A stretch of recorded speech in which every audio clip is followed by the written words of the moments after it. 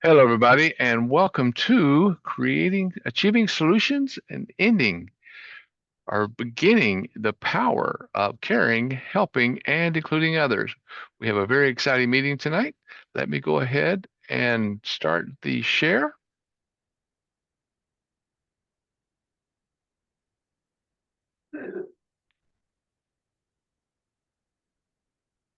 and we'll be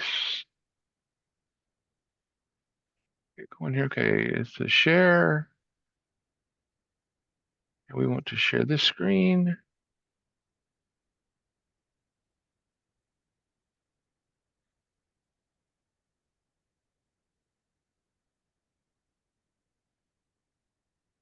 And I'm sorry, but my share, the recording's okay.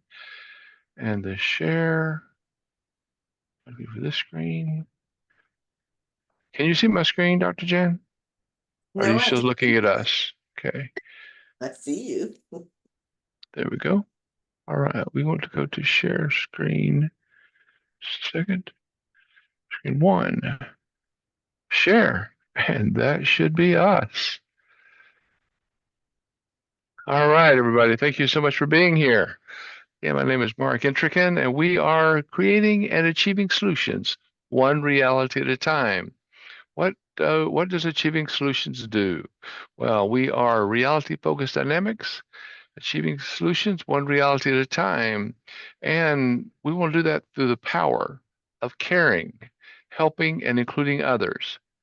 We do that through the speaking and coaching with people who are encountering any kind of difficulties in the caring, helping, and including others, or in any kind of areas of hate, anger, or prejudice, because we can end those. Anger is nothing more than actions not gaining effective results. That's all anger is. We help with that, get beyond that. We also work in building prenuptial or pre-relationship agreements if you're not getting married for clear understandings and coaching couples, parents, people who will need to resolve problems or want to resolve their issues in a marriage or before marriage, achieving successful parenting time if you are in a separation or a divorce. And we also work with Agile. It is the ability for us to create solutions based on the personal or professional realities of iterations. Break things down, break it down, write it down, review its dependencies, and get it done. That's what we help people do. So, and you can always email me at mark@markintrican.com. This is our Achieving Unity weekly podcast, and it is on every Thursday. If it's not a U.S. holiday, so the U.S. celebrates Thanksgiving on the fourth Thursday in November.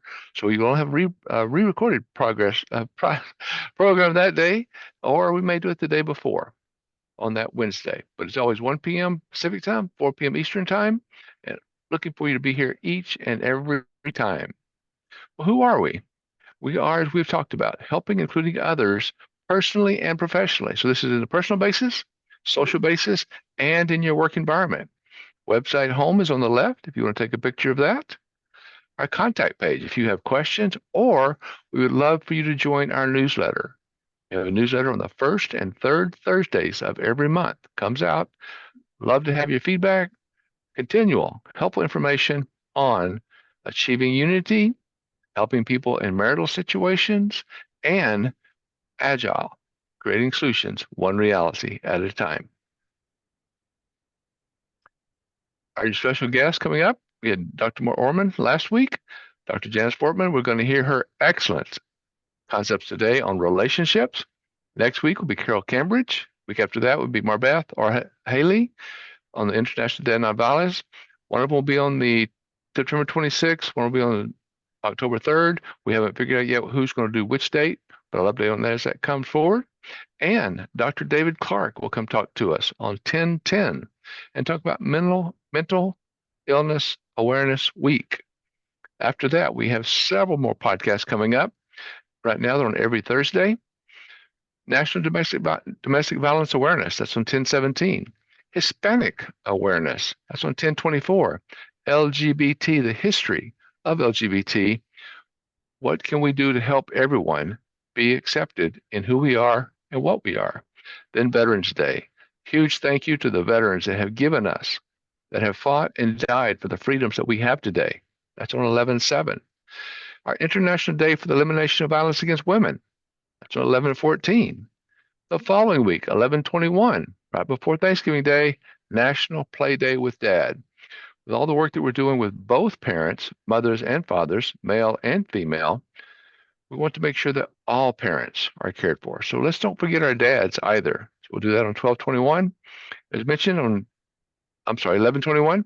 And 11/28, we will not have a podcast, but it will be recorded to thank everyone for what they've done, what they do in the process going forward. And as I mentioned, we may move that to Wednesday before Thanksgiving. Let's see what you want to do. If you have a question, if you have an idea, please let me know. And next, the highlight of today, Dr. Janice speaks about empowering you to move to that next level and beyond. Dr. Janice Hooker Fortman is a speaker for all occasions. If you need a speaker, call Dr. Janice. Talk to Dr. Janice. See what she can do to help you because she is an authentic keynote speaker. She is a corporate trainer. She's an author. She's a life coach and motivational inspiration speaker for organizations and companies as well as individuals around the globe. Dr. Portman gives real world solutions in powerful, engaging, and memorable presentations. So if you would, please help me welcome Dr. Janice Portman. Dr. Janice, I'll get my screens over there. All this technology, driving it over. All right, can you see you? Dr. Janice, how are you? I love technology when it works. When it works, that's right. And then there's people like me. And again, Dr. Jan, I've been in computers for over 40 years. And like we just both talked about, I think we both just celebrated our 39th birthday again. But I've been into computers for over 40 years, and I still am challenged by all that technology. But enough about me, enough about technology. Dr. Jan, thank you so much for being here. Tell us a little bit about you. Well, thank you, Mark, for having me as your guest today. I'm really looking forward to it, and it's just really tickling me. You know what? It makes me feel good when I see that technology right now is a little challenging for you because, and you've been in it for so long, and because when it happens to me, sometimes I get so frustrated, but now I'm not alone. So. So We will work together in more ways than we even thought, Dr. Jan. right. Very good point. Well, I thank you very much for the introduction. It was great, and I love that picture of me. I'm like, oh, gee.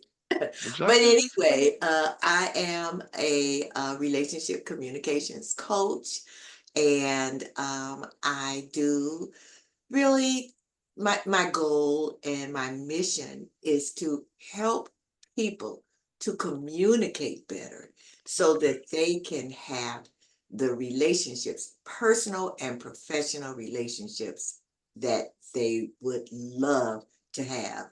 I have found out, and from my own journey, my own experiences, is that communication really is the lifeblood of relationships. When we look back at relationships where we say, oh, I don't know why that happened or why they think that of me, and that's not me, it's usually the way that you communicate. And that's the words that you use, uh, body language. Because one thing we do know is that 80% of effective communication is nonverbal. So that's 80%. 80%. 80% of it. Wow. Yes, 80%. And I'm also an author of two books, and I collaborated on two other books. The first book, well, I am a retired teacher, not a retired educator, because when I do presentations, I still feel as though I'm educating people. Oh, I like But that. I taught for 30 years, and I was also a Chicago Public Schools administrator for a while. When I retired, I liked imparting education. I liked informing people. I loved helping people. And so I became a speaker, and I authored my first book was called The Little Book of Big Behavior Interventions, because I taught special ed children. And, Oh, and excellent. so, Thank you for doing that. oh, well, thank you. That's a challenge. That is. It was a challenge. As a matter of fact, I had to come out of special education because I taught children with behavior problems, and I thought, you know, this is kind of rubbing off on me. So I decided, Doesn't okay, that I wrote hurt a your book. heart? I shouldn't say hurt, but doesn't that just engulf your heart in some ways when you're working with children that are building and growing, and there's so much that they can do, but helping them get to that next level, take that Yes, next step, that's a challenge sometimes, isn't it? it's a challenge, but it's extremely rewarding. I bet. It's a challenge because people have preconceived notions about children who have special needs. Hmm. And that to me was the main challenge. It wasn't with the children. It was with parents, sometimes with other teachers, sometimes with just people, sometimes who would just assume because a child has a special need. And I worked with learning disability children who had learning disabilities and children who had behavior issues. There was this preconceived notion, oh, well, learning disability, oh, well, they can't read. Oh, yeah, they can. And so, yeah, it was challenging, but extremely rewarding. I And so bet I it wrote a is. book that teachers use, and it was the 10 basic misbehaviors of children, and just common sense interventions that teachers, parents, grandparents could do just to keep it from escalating. And once so you asked me a little bit about me, so now I'm really, talking. Good, uh please. That's what we want to know. Because as and good as the things you are, you're a doctor. And I'm going to just sorry to interrupt you, but for just a second, there's okay, a prejudice among people on education levels and knowledge levels that there are people you say, well, I'm a doctor, or they're a doctor. They all of a sudden throw up that red flag, that blocker. Oh, I don't want to talk to them. They know more than I do. They think they're so smart or whatever, positive or negative. And I am just so impressed about what you do know and what you're doing with what you know. I'm anxious. I bet the audience is also. Tell us more about you and what you're doing. I also, and you know what, I just want to say something about that. People will say to me, if they ask me a question, and if I don't know the answer, I'll get sometimes, well, you're a doctor. Exactly. I'm not a doctor in that. So yeah, you're right. Exactly. You're right about what you said. But I also do relationship and communication coaching.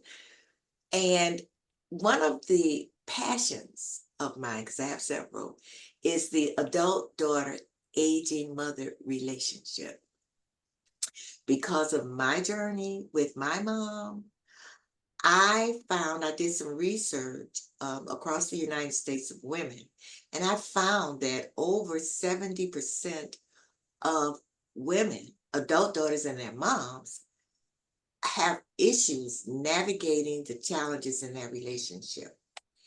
And that's something, that relationship, the mother daughter relationship, affects every relationship that we have, both men and women. It affects our personal relationships, it affects our professional relationships. So I do coach mothers and daughters on how to reconcile, and it's all about communication. And that really kinds of wafts onto our relationships and communications outside of that mother-daughter relationship. I appreciate what you're saying there too, Dr. Jan, because one of the words that I add on when I'm talking about communication. I also say collaboration because it's communication, but I call that collaboration that circle, that never ending circle that continues that discussion and the talk in those words. So you're communicating and you're collaborating. So when you hear someone say something, you're also asking questions. What do you Yes, mean by that? How does yes, that make you feel? Right? yes, definitely, definitely. I like what you said about what do you mean by that, because so often there are misunderstandings because we assume this is what that person meant. And it's Yes. also our perception and where we are at that moment. So, yes, it's always good if you feel as though you really want some clarification and some collaboration. As you can say, well, what I hear is, or do you mean that? Because a lot of times, if we don't, we go away with this is what they meant, and Mhm. and it causes misunderstandings And in our relationships. I am so with you, and I'm sorry to interrupt you, but that's you just, but as you were talking, that made me think of something. As we're listening to others and we hear what they are saying, and they have a meaning to what they're saying, we hear them, we hear that communication, we didn't collaborate or maybe not understand. And then when we leave that conversation, we say, well, they said, well, and they may have said that somewhat, but the word exchange that goes from what they actually said to the way that person received it, those assumptions, as you're saying, can be extremely different about what was meant when they were talking, right? Exactly, exactly, Mark. And even if you think of yourself, sometimes that you walked away with what you thought this person meant, and later on you find out, oh, that's not what they meant, but that's what they said. So it's always good to, if always good not to assume that because of the words that they used, that that is not what they meant. So when I And say body language, a lot of times we don't even look at body language, but body language has a lot to do with it. If I'm sitting here like this, and I'm like, okay, my arms folded and I'm okay, and you're just speaking to me. And I said, oh, yeah, sure, I get what you're saying. But my arms are folded and, but you're assuming looking because I'm like, around, yeah, yeah, I might be looking around, or that kind of spacey look that goes, it's in my eyes, and wait a minute, she's not really listening to me. A lot, we often just don't even pay attention and keep on talking. Yeah, yeah, that is so true. That coming out of lack of collaboration, the person is looking more toward how they're going to respond to what's being said, other than listening, communicating, and collaborating about the point that's being discussed at that time, personally or professionally. Because there's too many times that we hear something, and like you're saying, that body language, they say a word and even may not think about it. And they say, well, for me, I work with people with anger, and what anger means. Well, what does that anger mean to you? And well, no, anger is more like a rage. Well, it may be to one person, but it's not to another. And anger can be just a frustration. It's like you're saying, when you're hearing words from someone and you don't clarify, you don't confirm, aren't we kind of falling back into an assumption based on our own culture? yes. And I like what you brought up about listening. We listen to respond. It's a habit, it's a bad habit, but it's a habit that, and I'm going to say this, All of us have. Mhm. Absolutely. And that's where the misunderstandings come because we're so busy thinking about how we're going to respond.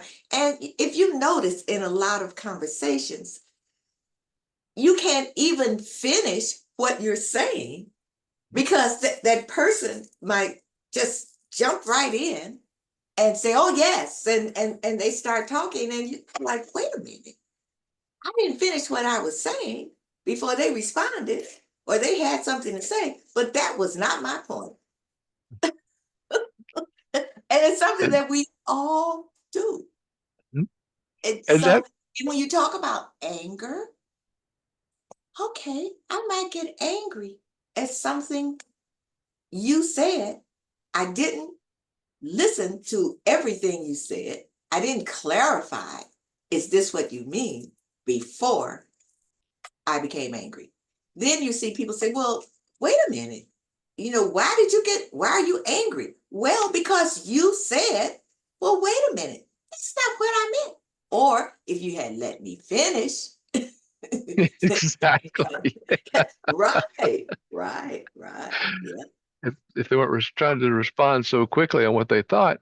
But how many times, though, on this, Dr. Jan, do people also relate to something that happened to them previously? And your conversation could be talking about something that's happening now that has nothing to do maybe with either one of you or anybody that you know.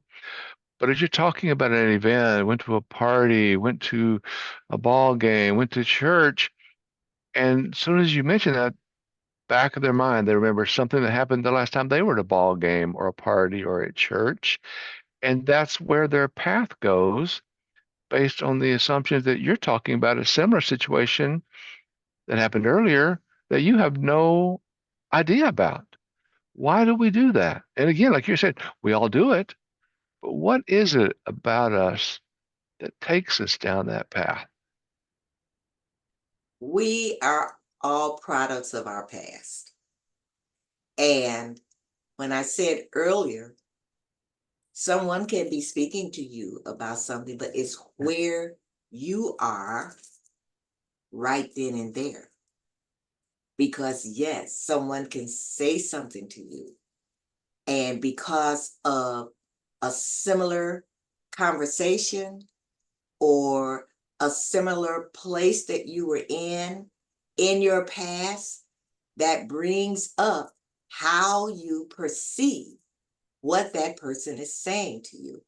Now, earlier I said I am a mother-daughter relationship coach, and I can't tell you how many times I've talked to daughters, and they are, and even moms, they talk about something that happened to them, something their mom said, or something their daughter said when they were 10 years old. Now, here it is. They can be in their 50s, 60s, whatever, and they bring that up. And it's like, wait, well, um, she said when I was 10 that I would never, oh, no, this is a good one. Uh, oh, you're just like your dad. Now, she said that when I was 10 years old. Here you are, you are 30 or 40. And she might say something, or someone else says something about their father. Now she's back when she was 10 years old. That feeling comes up, and she might respond negatively. So we are a product of our past. We I are. was listening to something the other day, and they were saying they were talking about music and how someone can say something to you, and you go back to, right, I remember that music, and that music made me feel a certain way, Mhm. you know. So yeah, it's imprinted upon us. So how you bring up some great points. This is what I work with often. how do you help people in that process of saying, yes, this is a situation.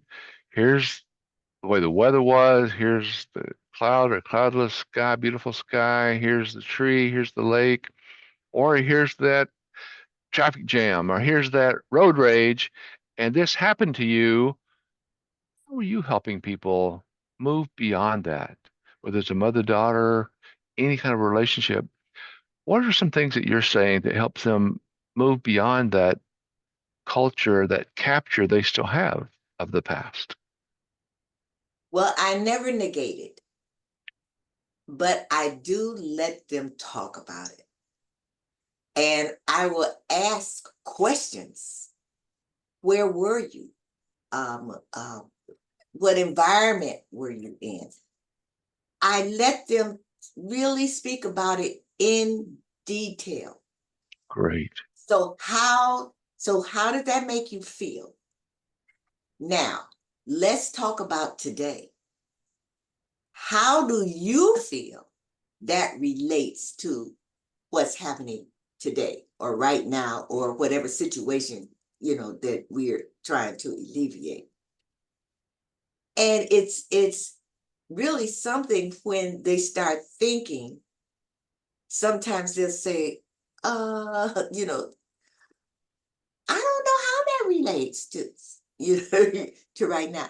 Then we talk about this right now, whatever the situation is that we're going to alleviate now, depending depending on what it is. Sometimes I have to take them back to now. What you have to do is forgive yourself first for whatever it is that's blocking you, that you feel that's blocking you from where you want to go, which is really hard. Then we talk about that. What does that mean? How do you think you're going to feel? How do you look? What do you want in the future? Now, how are we going to work towards that? So depending on what that challenge is, then we just dive deep into it. And I ask them that it's extremely important to be vulnerable with me. In other words, don't think, oh, well, she doesn't want to hear this. Or if I say this, she's going to think this of me. And I let them know you have to be open, you have to be honest, not only with me, but with yourself. It's a process. It's a It process. And sometimes it's really hard. Um, I tell them, I say, okay, so pretend there you are standing there, sitting there, and you have a zipper that goes from here to the pit of your stomach. Now, what we want to do is unzip. And okay, it might get to a certain point, and it's like, well, I don't know if I can go there. Okay, so now let's slowly unzip until you have unzipped it totally. Then we can really work on you improving that relationship, especially with mothers and daughters. And even what I found working with leaders, we have to get past this I'm right all the time, no matter what. Or yes. this is so deep and I don't know how to get rid of it. I have had leaders and leaders of organizations who don't understand why they have such a high turnover in their business. And it's usually you have to go back to, okay, tell me about you, who you are. What do you think? How do you feel about yourself? How do you communicate with your employees or your colleagues? What's happening? Do you find sometimes that goes back to their parental relationship, perhaps, or someone that they may have grown up Yes, with? yes, yes, yes, yes. I'm going to just talk about me for an instance. Okay. I always felt that my mother was so controlling, wouldn't let me do anything. I felt, and I felt she was controlling my life all the way up to being an adult. So, what did I do? I decided whatever career I had, I didn't want to have a boss over me. Now, Mhm. what career is that going to be? So when I first started out, looking for a job, I wanted to be a secretary in a two-girl office, not in a pool. Because if you're in a pool, got a boss. Okay. And I thought about why did I go into teaching? Because I'm in a classroom. Nobody's standing over me. You know what I'm saying? Uh-huh. And so I look back and I thought, oh wow, but let's turn it around. When I became a supervisor or a boss, guess what? I was controlling, you know, Hmm. and it was subconscious. And when I say things imprint on you, and even my husband said, my mother's last name was Travis, and he said one day, "Okay, Mrs. Travis, what?" And he said, "You are so controlling." Yes, you are. I had to go back and what is going on here? Yes, so it does relate back a lot of it to your parents. It does. I hear so much in what you're saying. That similar situation happened to me because my oldest brother told me that because my mother and I didn't get along a lot of times. She, to me, I think like you're saying, I thought was a bit controlling. And as I grew up, I found out that I grew up more like her than I did my dad, but my dad and I were very, very close. It was interesting that I took after some of her actions more than I did the dad that we were buds, we were friends, not just father son, but yet I picked up on a lot of my mother's culture, right? Mhm. But I looked back when I when I finally said, okay, maybe I am. And so I had to go back and why did I think this? Then I had to go to, okay, what was she feeling? What was she doing? And my father had left, and she really felt that it wasn't that she was felt like she was controlling me, but it was like protecting me. So I had to go back and look at why I felt she was controlling and really change that into no, she wasn't. I perceived it as being controlling, but what she was being protective and also living out her dreams because she was never able to finish college. Mm. And it was, oh no, you're going to college. But no, I wanted to be a singer. Oh no, Hmm. you're going to college. But after I looked back, had conversations with her, I understood. And you know what?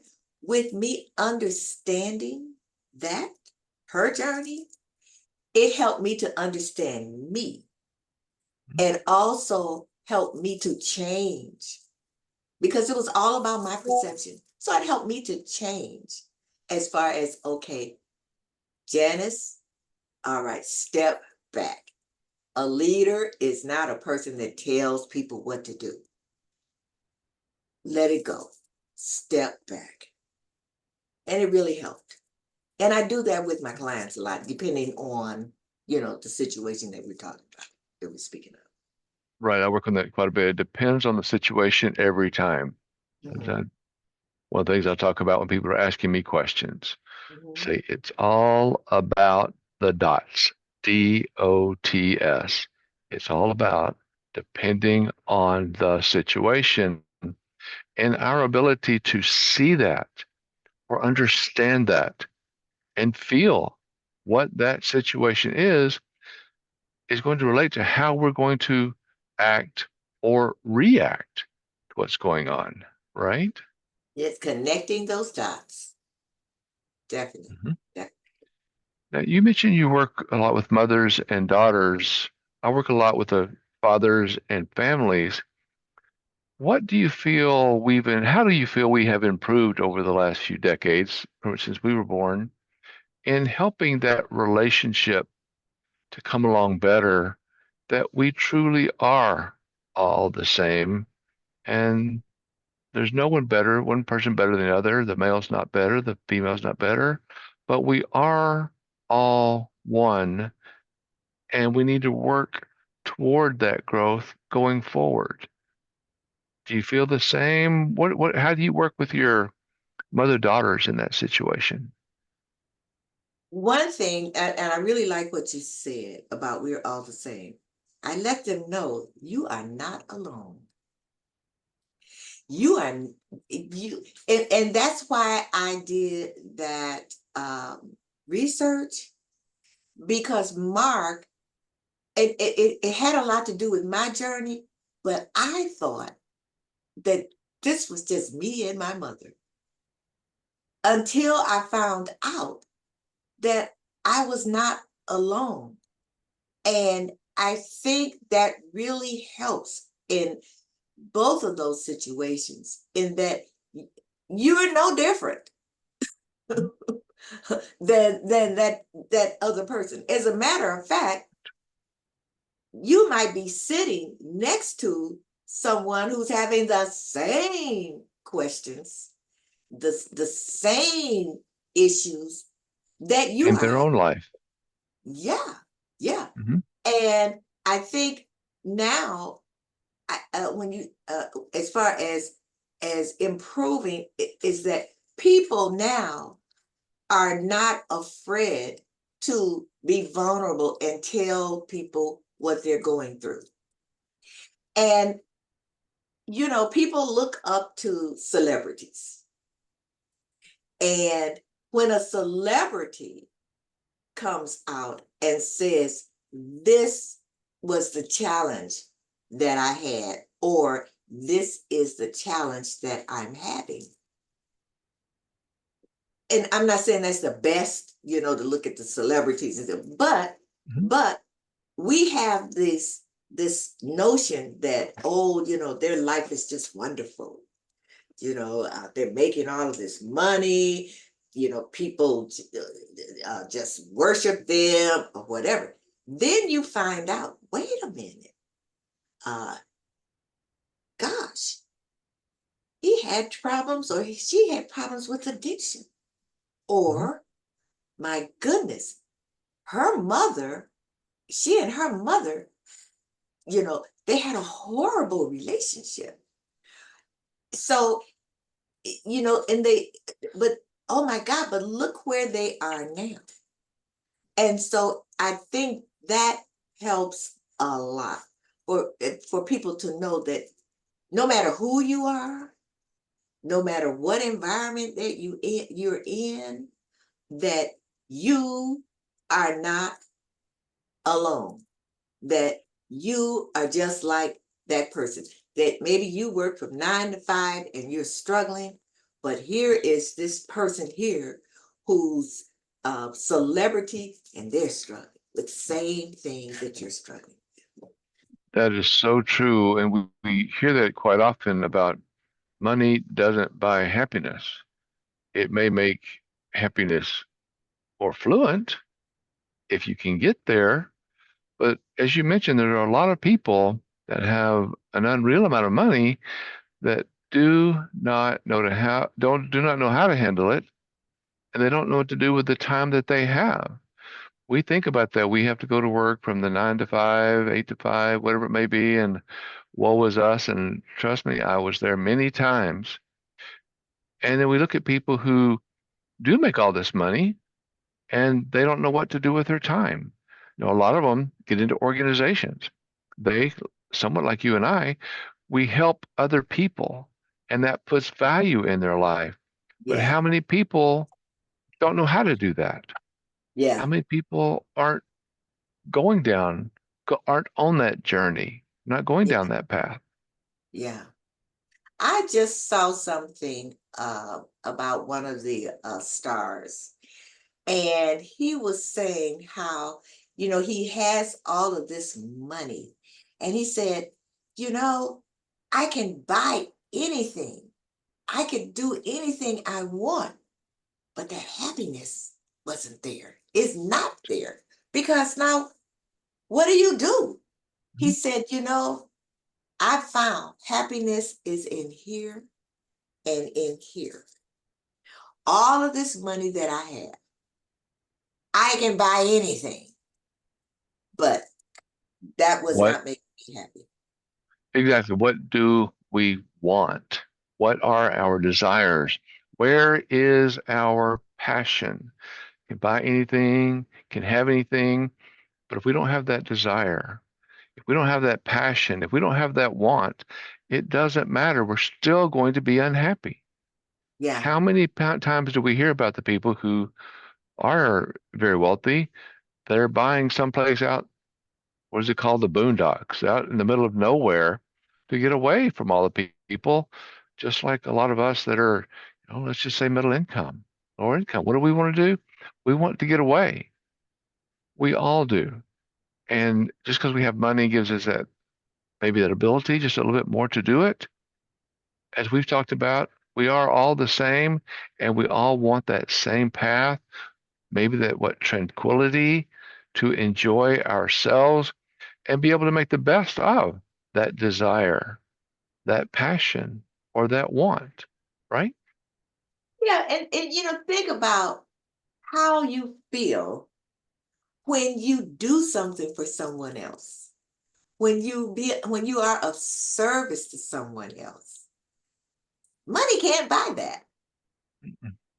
What money can do is help you to be of service to more people, So it, even something small. And even if it's a child selling lemonade, and you don't really want any lemonade, but Mhm. you go ahead and you okay, well let me buy this, a cup of lemonade, Yeah. but and you see that smile, and that makes you feel good. So to me, happiness and if you want to say feeling good is really all about service, about helping people in whatever way you can. And You're is that doing it your way. I feel I'm doing it, my way. and that's about an appreciation. We enjoy people that appreciate us for doing what we do, our wants, our passion, our desires, and helping them in some way to be able to care, not take care of them, but to Yeah, care about others and to help others and to include others because yeah, we all appreciate that, right? sure. But you know what, Mark? Even if I do something for someone and they didn't appreciate it, it's okay. Mhm. you know, because I still, now I might not do anything for them again, but, but, but still, that feeling is, well, you know what? I did it. They didn't appreciate it, but I'm not going to be angry or whatever. I still did it, Mhm. So, because sometimes you are of service or you give, well, not even sometimes. I think it's more so for you, uh, you know, than the other person. Mhm. So, It is. either way, it could be either way. It can be, but that ability, I think what you're saying, Dr. Jan, is our own ability to accept that we did something for someone else, to appreciate ourselves. Most cases, the other person will appreciate it. Sometimes they don't, but then sometimes that person doesn't know how to appreciate others. They don't have that. They've never seen it before.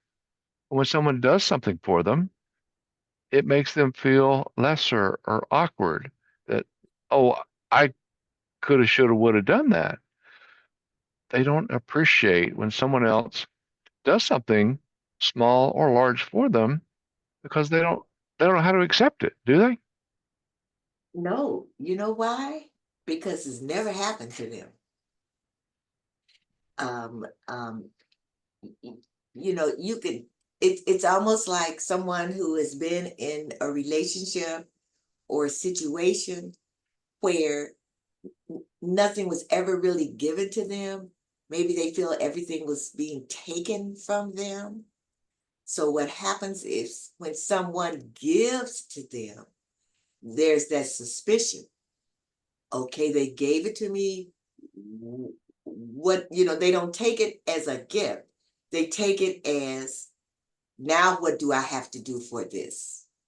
Or they didn't give this to Oh, me out hmm of their heart. They gave this to me because they have an ulterior motive. So it depends. they feel You they know, owe so something back in those situations. yeah, yeah, it depends. So when we talk about things that happen, in your past life, so to speak, so it depends. It depends. Well, you've done so much in your life, Dr. Jan. And again, that's why I'm so glad that we found each other. I so appreciate what you're doing and what you've done and how you're helping others. But I also saw that you were crowned Miss Senior Illinois America in 2022. Congratulations. How was that? My goodness, thank you. Okay. So that was 2 years ago. I was 80. So now I Which is am still hard to believe. I still think you're about 39 years old. thank you. You do. You look like it. I celebrate 39, often. But now I'm 82 and I'm Wow. just blessed and Congratulations. highly favored. And it's hereditary. So yeah. So on both my mom and my father's side, it's longevity and I'm pushing for 102 and still, have my Yes. mind intact. But I'm going to yeah, believe in that for you also, Dr. well, Chan. thank So you. keep it Oh, going. I appreciate it. But a friend of mine said, "Have you thought about entering a beauty pageant?" I'm like, beauty pageant? No. So she said, "But this is a Miss Senior Illinois America, and you really should enter." So she said, "I'm going to enter." I said, "Well, okay." So we both entered, and I won. Congratulations. I am so glad you're doing that because to me, that speaks a lot and I hope to our audience as well as others that age for many is a prejudice and they look at age in a negative manner. But I know my brother he's 80 and he's continually going. He's always harassing me because I'm on this computer all the time. And he's Mm, out in his shop building shelves and putting TVs up and running the internet out into his shop, running cables and putting in air conditioning systems. And it's impressive. And I said, you impress me because that's how I want to be. And I hope more and more of our audience sees that in you and people like my brother and so many others that 80 is still just part of the journey, right? it's it's all in here. Number one, you have to keep moving because I do work out. I try to eat. Excellent. I'm I jealous. did a presentation about staying young while you're getting older.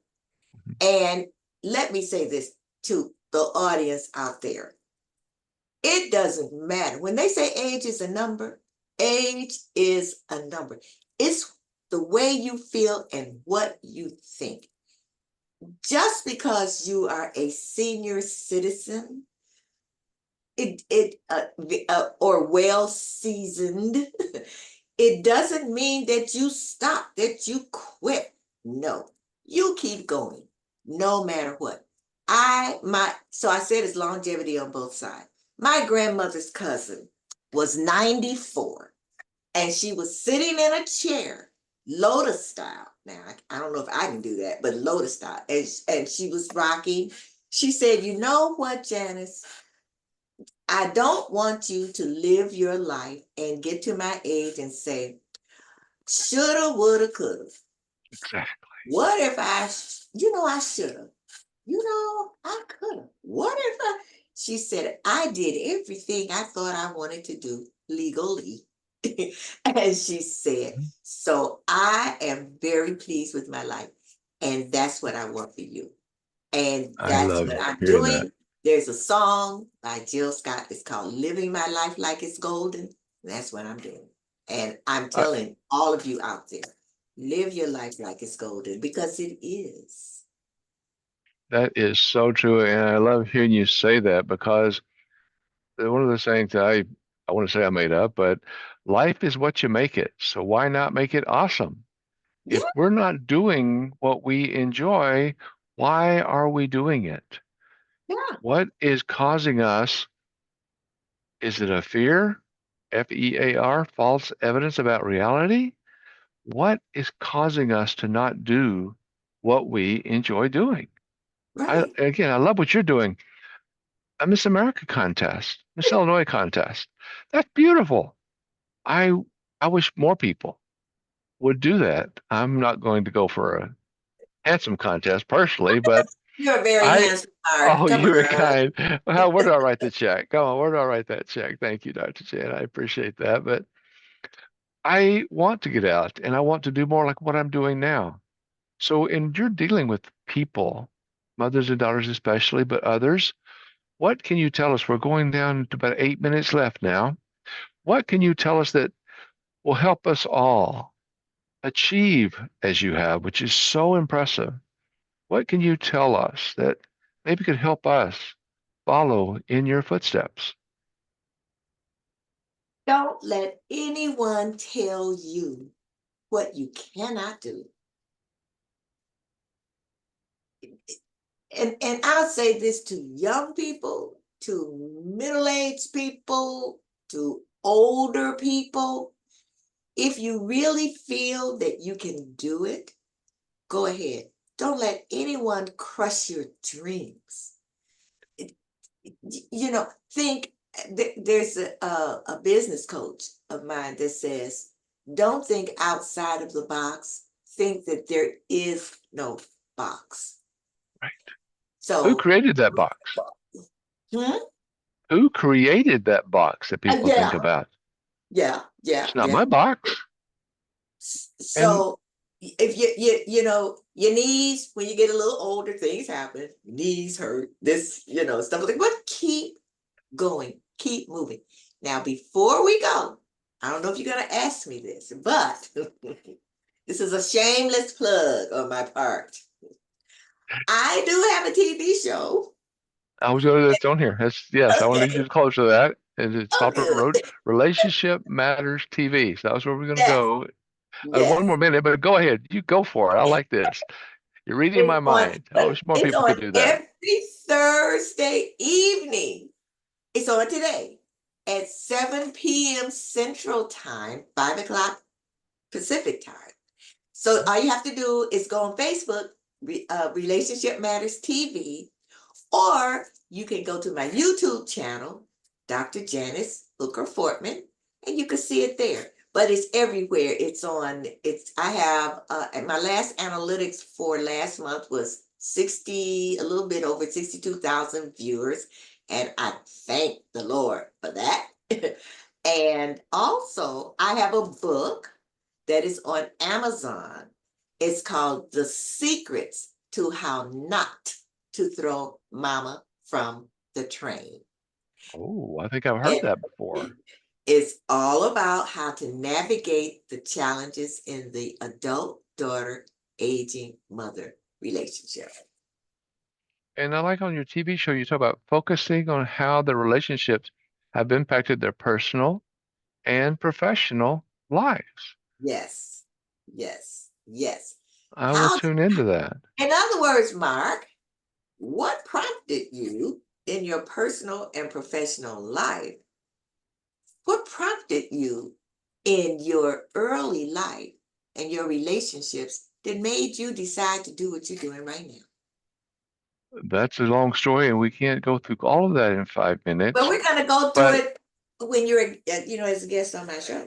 I would love to. I would be honored. But I Oh, was born a poor, deprived child, weren't we all, in southern Mississippi. Moved out of southern Mississippi when I was between the second and third grade out to southeastern New Mexico. And I was seeing a lot of prejudice back then. And me being young, did not understand it.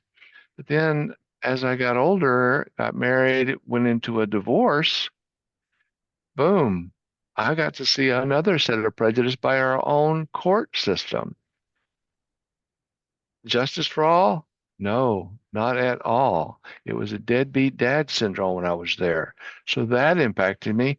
But even just before that, I was in an automobile accident in Hattiesburg, Mississippi, where I was receiving 9 pints of blood while I was in the hospital. Where did that blood come from?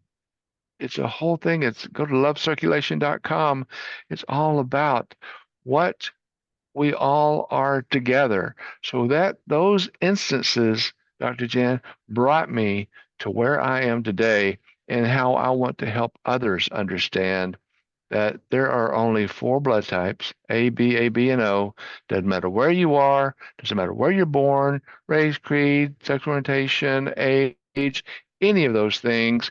If you go to the hospital, someone else gave that blood is what's going to keep you alive. A, B, and O, you're one of those. If you're O positive, you can give to any of the positive groups. You're O negative, give to anyone.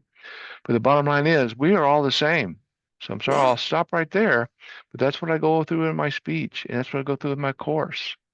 We are all the same, and we need to learn that that person that you were just mad at or frustrated with may be the one that gave blood that could help That's you right. live, help a family member live, help a child live, because they may have done something that made you angry. They could still be that love circulation that keeps someone you know and love alive. Yes, that's beautiful. Yes, yes, yes. Thank you. I'm glad you brought that up. I didn't want to get into your show. I would love to be on your show, but I didn't want to get into your process and go into that story. We only have about 2 minutes left. So tell us, how can we get a hold of you? Who do you want to talk with? How can we if we when we have a need, Dr. Chan, how do we contact you? Well, there are two ways. You can contact me at on my email. There are two different ones. One is Jan, the number four, now 125 at gmail.com. That's Jan for now 125 at gmail.com.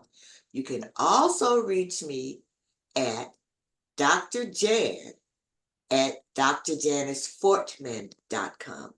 And if you feel that you need my services as far as improving your relationships, personal and professional, improving the way you communicate personally and professionally, I would love to speak with you. Great, Dr. Chan. Thank you so much. I appreciate that. I am again honored. It's been a pleasure having you on the show. I know you and I will stay in touch. We'll keep working. If anyone wants to get in contact with me, of course, you can reach out up here at theachievingunity.com. Get in touch with me. You can call me at 303 Focused, FOCUSED, 303 362 8733. Let's get together. Let's talk. Let's get with Dr. Jan, with myself, Mr. Chan on the video with us today. Thank you for being here. It's an awesome opportunity for us all to reach out to others and make life a better place, one reality at a time. Thank you all. Thank Enjoy. you. Thank you, Dr. Chan. You are awesome. Thank Thank you. you. Talk to you later. Alrighty. Bye bye.